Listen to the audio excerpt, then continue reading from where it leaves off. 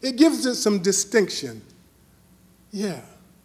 I can see an image. I see an image there. I like that image. I like putting that in space and time. And I like right now watching that. And I like this image and that image and that image. I like that. But in me, I know that's the images that I've made. This is time that I've made. This is limited time that I've made because of my limited mind and because of my selfishness. And that's not bad. A divine selfishness is not bad, is it? No, it's not bad.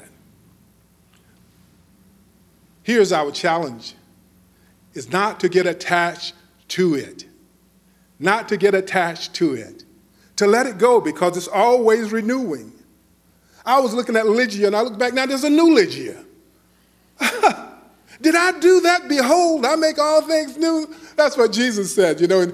It said, behold, I make all things new. But Jesus was talking about a principle that we are always renewing, always being in the new. In religious science, we have a tool that we call scientific prayer, spiritual mind treatment. And that's all about being in the now and being into the new and making all things new. We start off with the recognition of God is all that there is. And that I'm one with God, we go into unification. It said, I'm one with God now. It's important to be now because all things take place right now. Revealing take place right now. And in this now, we can think any thought that we choose to think in the now.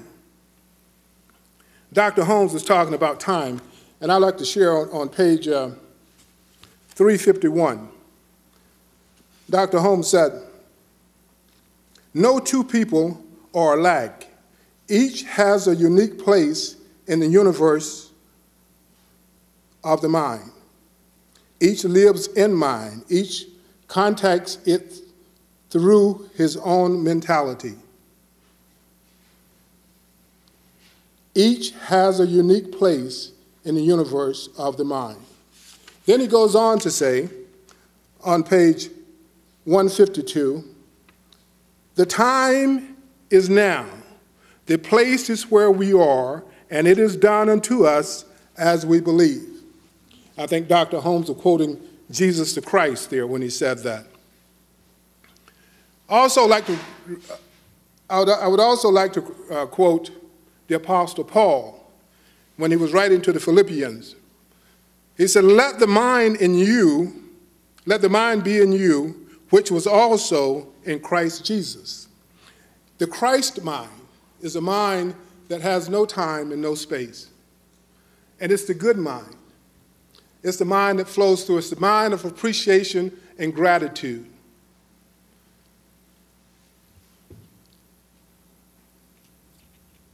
I've been traveling this summer, and I was over in Italy. And being over in Italy, I was reminded of something.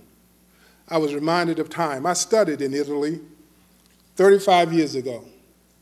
But over the years, I haven't been looking at it in those terms. And we had a class reunion in Florence this past June.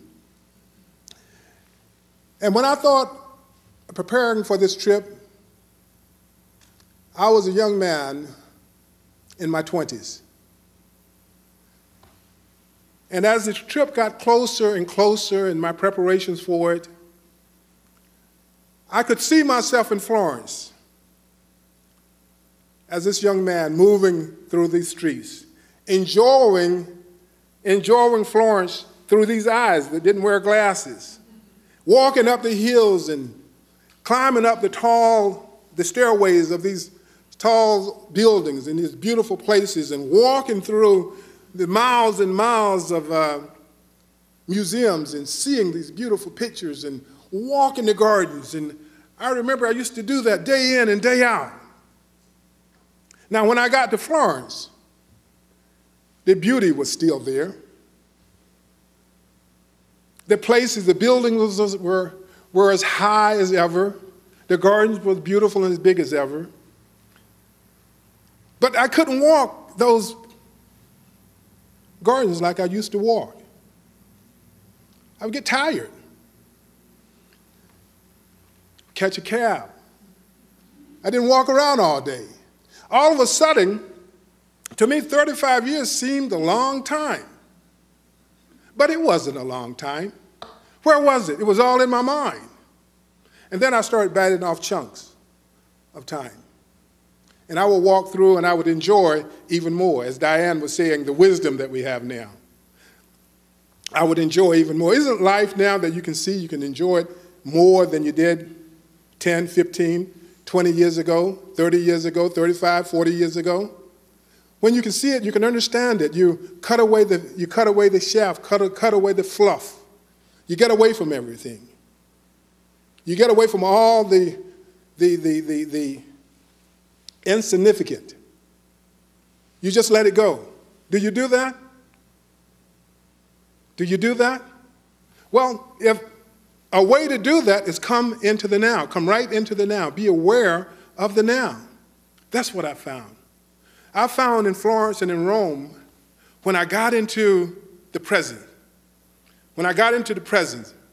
I would walk around and I could enjoy Michelangelo's Moses in Rome. A beautiful, beautiful piece of work. And I got there and I could stand, and I didn't want to walk around that much. I just wanted to enjoy Moses. And when I was in Florence and I walked into the Academy, there was Michelangelo's David. And I just stood there and I spent a couple hours there just enjoying David.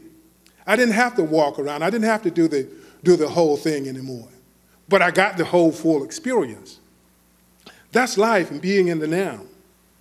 I have the lesson that I learned that kept coming home to me was that our thoughts make up the time. Our thoughts make up the space. Our thoughts make up our enjoyment. Our thoughts remove anything that doesn't bring us joy and wealth and health. It was mine. That's the truth of me. And so when I come back to reality, it's all reality. When I came back to the States, then I began looking at life actually with different eyes.